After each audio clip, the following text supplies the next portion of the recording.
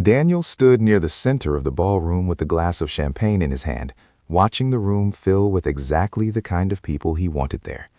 The mayor had arrived 10 minutes earlier and was already shaking hands near the bar. A state senator was laughing too loudly at something someone said by the window. There were donors, business owners, executives from companies Daniel had worked with for years, and a journalist from the city's largest newspaper who had written about him twice before. The chandelier above them threw soft light across polished marble floors, and the catering staff moved through the crowd with trays of food Daniel had personally approved 3 weeks earlier. Everything looked the way he had imagined it. He had spent months planning this night, not just the details of the event itself, but the purpose behind it. Tonight was supposed to be the moment people stopped seeing him as successful and started seeing him as untouchable. He was going to announce the expansion of his business into 3 new markets, the opening of a foundation in his name, and a donation large enough that it would be mentioned in every article written about him for the next 5 years. He had rehearsed the speech in his office, in his car, in front of the mirror in his bedroom. He knew which parts would get applause and which parts would make people lean forward. He knew how to pause, how to smile, how to let the room do the work for him. The party had cost more than most people made in a year. The venue alone was $40,000. The catering was another $20,000. The bar was stocked with bottles that had names Daniel could barely pronounce, and the flowers lining every table had been flown in from somewhere he couldn't remember. He had hired a photographer, a videographer, and someone whose only job was to make sure the lighting looked good in pictures. He wanted this night documented. He wanted people to see it, remember it, and talk about it long after it was over. Daniel had always understood that visibility mattered more than almost anything else. People respected what they could see. They trusted what looked solid. For years, he had built his life around that principle. He drove the right car, lived in the right neighborhood, wore suits that fit perfectly, and made sure his name appeared in the right places. He had learned early that confidence and appearance could carry you further than most people realized, and he had never stopped believing it. Tonight was the culmination of all of that. This was the night that would cement his image as someone who had made it, someone who gave back, someone who mattered. He took a sip of champagne and scanned the room again. People were talking, laughing, moving between groups. A woman in a red dress was taking a photo near one of the flower arrangements. A man in a gray suit was holding court near the entrance, gesturing broadly while 3 others listened. The energy in the room felt exactly right. Daniel had timed the announcement for 9 o'clock, right after dessert was served. That gave people enough time to settle in, to drink, to feel comfortable. By the time he stood up to speak, they would be ready to listen. He caught sight of his secretary, Laura, standing near the back of the room. She was holding a folder against her chest and looking at him with an expression he couldn't quite read. She had been with him for 6 years. She knew his schedule better than he did, handled his emails, managed his calendar, and kept track of every meeting, every deadline, every commitment. She was efficient, quiet, and never asked unnecessary questions. But tonight, something about the way she was standing made him uneasy. She started walking toward him. Daniel smiled at someone passing by, nodded at another guest, and then turned slightly so that when Laura reached him, they would be facing away from most of the crowd. She stopped a few feet from him and waited. He could see the folder more clearly now.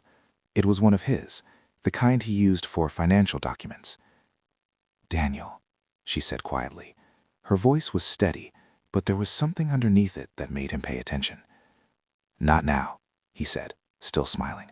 "Whatever it is, it can wait until tomorrow." "It can't," she said. He looked at her more closely. Her face was calm, but her hands were gripping the folder tightly. She wasn't angry. She wasn't panicking. She was controlled, deliberate, and that made it worse.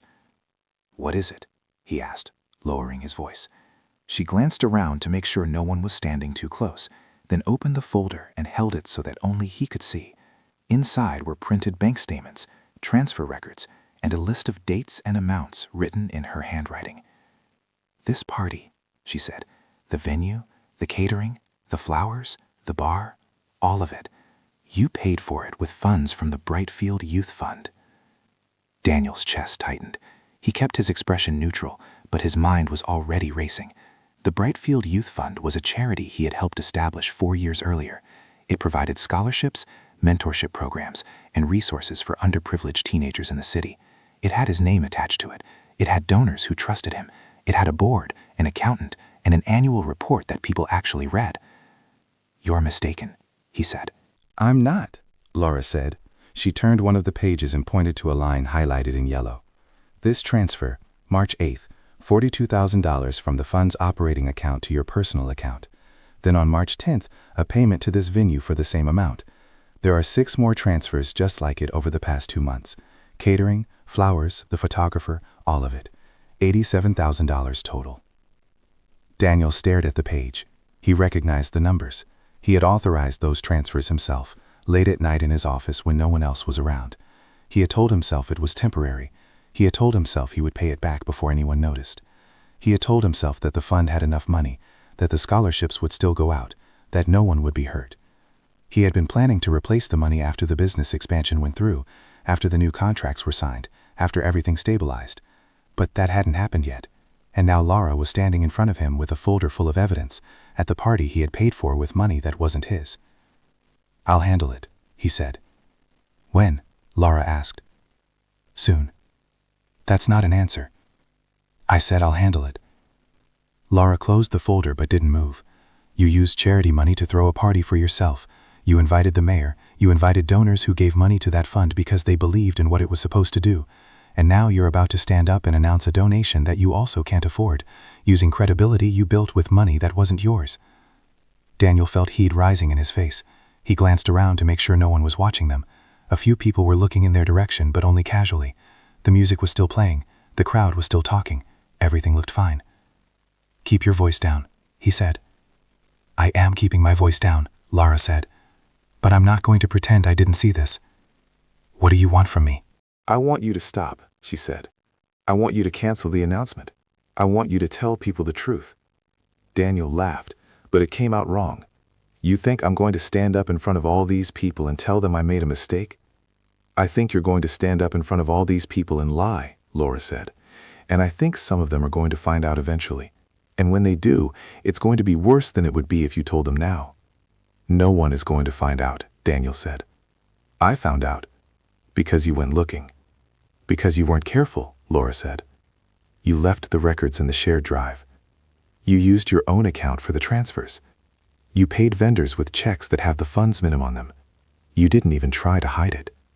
Daniel felt something cold settle in his stomach. He had been careful, or at least he thought he had been. But Laura was right. He had been sloppy. He had been in a hurry. He had convinced himself that no one would look, that no one would care, that by the time anyone noticed, it wouldn't matter because everything would already be fixed. "I'll pay it back," he said. "With what?" Laura asked. Daniel didn't answer. He didn't have an answer. The business expansion hadn't closed yet. The contracts he was counting on hadn't been finalized. The money he thought would be there in 2 months might not come at all. And even if it did, $87,000 was more than he could replace quickly without raising questions. Laura was still watching him. "You know what this looks like, don't you?" "I know what it looks like," Daniel said. "But it's not what it looks like." "Then what is it?" "It's a temporary issue. It's cash flow. It's theft," Laura said. The word hit him harder than he expected. He wanted to argue with her, to explain that it was more complicated than that he had intended to fix it, that no one was supposed to get hurt. But the word was sitting there between them now, and he couldn't make it go away. Someone laughed loudly near the bar, and Daniel flinched. He looked over and saw the mayor talking to a woman in a black dress. They were smiling. They had no idea. No one in this room had any idea. "What do you want me to do?" Daniel asked. "I want you to stop the announcement," Laura said. "I want you to pull me aside after the party and tell me you're going to fix this, and I want you to actually fix it. And if I don't?" Laura looked at him for a long moment. "Then I'll have to decide what I'm going to do." She turned and walked away before he could respond.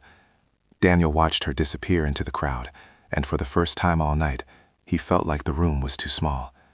He took another sip of champagne, but it tasted wrong. His hand was shaking.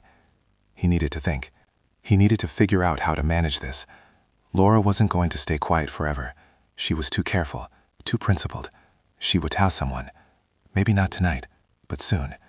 unless he could convince her that he was going to fix it, unless he could actually fix it.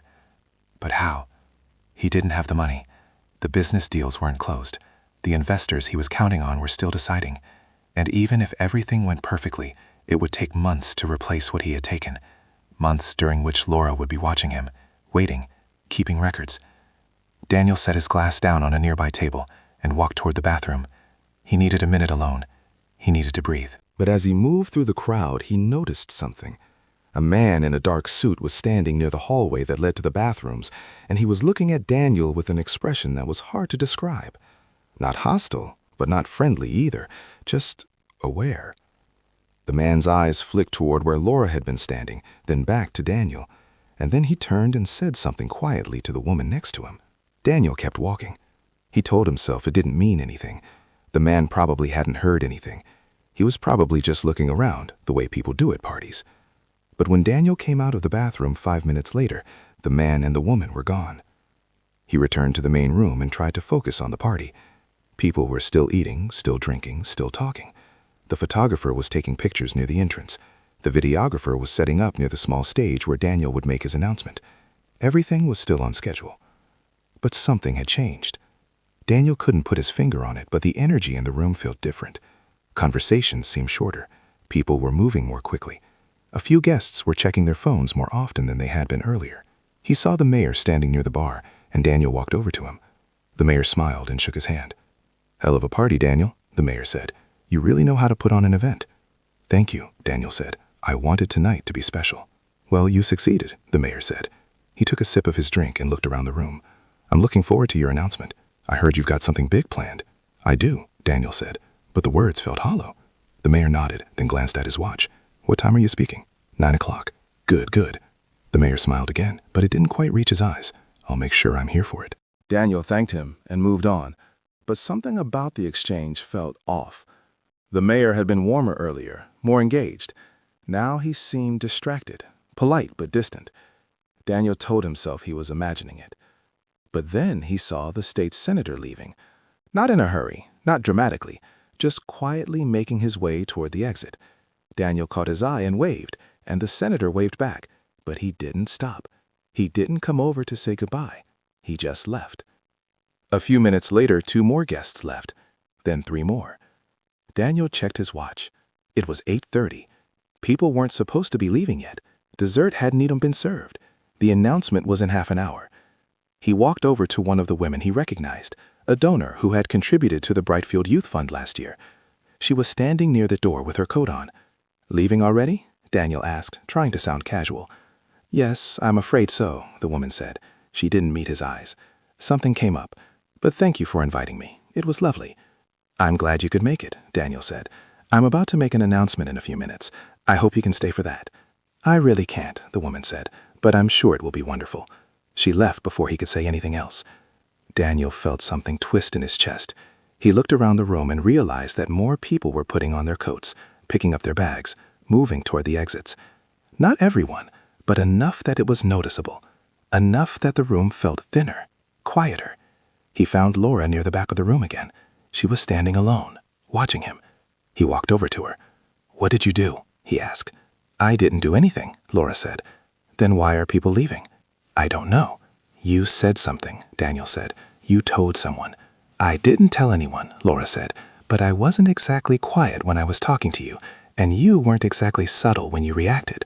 Daniel felt the floor drop out from under him. He thought back to their conversation, to where they had been standing, to who had been nearby.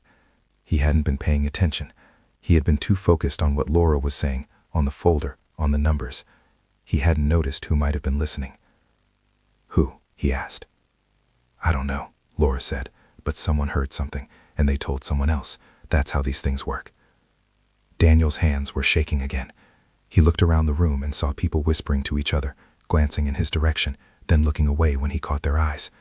The energy had completely shifted. The room felt cold now, uncomfortable. People weren't laughing anymore. They were waiting. He checked his watch again, 8:45. The videographer was still by the stage, adjusting his camera. The photographer was packing up her equipment. The catering staff was clearing tables. Daniel walked over to the small stage and stood there, looking out at the crowd. There were maybe 60 people left, 70 at most. Half the room had emptied in the last 20 minutes. He could still do this. He could still make the announcement. He could still say what he had planned to say, and maybe people would believe him. Maybe they would applaud. Maybe they would forget whatever they had heard, whatever they thought they knew. But as he stood there, he saw more people moving towards the exits. A man in a gray suit who had been laughing earlier was now shaking his head and walking out. A woman in a blue dress was talking quietly to her husband, and they both looked uncomfortable. The mayor was still there, but he was standing near the door now, his coat folded over his arm. Daniel felt something inside him crack. He stepped down from the stage and walked back into the crowd, but people moved away from him. Not obviously, not dramatically, just enough that he couldn't reach them. Conversation stopped when he got close. People checked their phones. They looked at the walls, the floor, anywhere but at him. He found the journalist from the newspaper standing near the bar. The journalist had always been friendly with him, had written positive articles, had quoted him multiple times. "Hey," Daniel said, trying to sound normal. "Thanks for coming." The journalist looked at him, and Daniel saw something in his eyes that he had never seen before. Not anger, not disgust, just distance. The kind of distance that comes when someone has made up their mind about you and isn't interested in hearing anything else. "I should probably go," the journalist said. "I'm about to make the announcement," Daniel said. "You'll want to hear this." "I don't think I will," the journalist said. He left. Daniel stood there, watching him go, and felt the room continue to empty around him. The mayor was gone now. The state senator was gone. The donors were gone. The business owners were gone. The people who had been laughing and drinking and taking pictures an hour ago were all leaving, quietly, without saying goodbye, without explaining why. By 9 o'clock, there were maybe 20 people left in the room. Most of them were staff. A few were people who either hadn't heard or didn't care. But the people who mattered, the people Daniel had ignited, the people he had wanted to impress, were gone. Laura was still there. She was standing near the back of the room, holding the folder, watching him. Daniel walked over to the stage one more time. He stood there, looking out at the empty tables, the half-full glasses, the chairs pushed back and abandoned. The photographer had left. The videographer had left. There was no one to document this, no one to record it, no one to remember it the way he had wanted it to be remembered. He thought about giving the speech anyway. He thought about standing up and saying the words he had rehearsed, even if no one was listening. But what would be the point? The announcement was supposed to matter because of who heard it. It was supposed to mean something because of who was in the room. And now the room was empty. Daniel stepped down from the stage and walked toward the exit. The catering staff was already cleaning up. Someone was folding tablecloths. Someone else was stacking chairs. The flowers were still there, perfect and expensive, and completely meaningless now. He passed Laura on his way out. She didn't say anything. She didn't have to.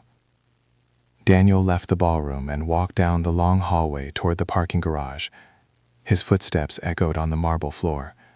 The building felt enormous and empty. He could still hear faint music coming from somewhere, but it was distant, muffled, like it was coming from a different world. He got into his car and sat there for a long time, staring at the steering wheel. His phone buzzed. A text from someone asking if the party was still happening. Another text from someone asking if everything was okay. He didn't respond to either of them. Daniel thought about the announcement he had planned to make. He thought about the applause he had expected, the articles that would have been written, the photos that would have been shared. He thought about how different tonight was supposed to be. But all he could think about now was the way people had looked at him before they left. Not with anger, not with hatred, just with quiet, uncomfortable certainty. The kind of look that says they've figured something out, and there's nothing you can say that will change their mind. Some moments change the way a room remembers you, not because of what you say, but because of what people realize you've been hiding. And once that realization takes hold, it spreads faster than any announcement, any speech, any carefully planned image ever could. Daniel started the car and drove home through empty streets, past buildings lit up and alive with people who had no idea who he was or what he had done. And for the first time in years, he felt invisible in a way that had nothing to do with success and everything to do with the silence left behind when people stop pretending they don't see who you really are. He parked in his driveway and sat there in the dark, knowing that by tomorrow, everyone who had left that party would have told someone else, and the day after that, it would spread further. And soon, the people who had trusted him, the donors who had believed in him, the board members who had signed off on his decisions, would all start asking questions he couldn't answer. The house in front of him looked the same as it always had, expensive, well-maintained, exactly the kind of place someone like him was supposed to live. But tonight, it felt like a set piece, a prop in a performance that had already ended. Daniel turned off the car and sat in silence, thinking about the folder Laura had been holding, about the numbers she had found, about the trail he had left behind without even realizing it. He thought about the announcement that would never happen, about the applause that would never come, about the version of himself he had been trying to show the world, and how completely it had collapsed in the span of a single evening. If you've ever watched respect drain from a place, if you've ever felt a room decide who you are without giving you a chance to explain, you know there's no coming back from that. Not because of what was said, but because of what people saw in the silence, in the way conversations ended, in the way eyes looked away, in the way doors closed quietly behind them as they left. Daniel sat in his car, alone in the dark, and understood for the first time that the image he had spent years building wasn't protection at all. It was just something people let you believe you had, until the moment they decided not to anymore. And once they stop believing, once they stop pretending, there's nothing left but the truth you've been avoiding, sitting in front of you in an empty driveway, in an empty house, in a life that suddenly feels like it belongs to someone else entirely.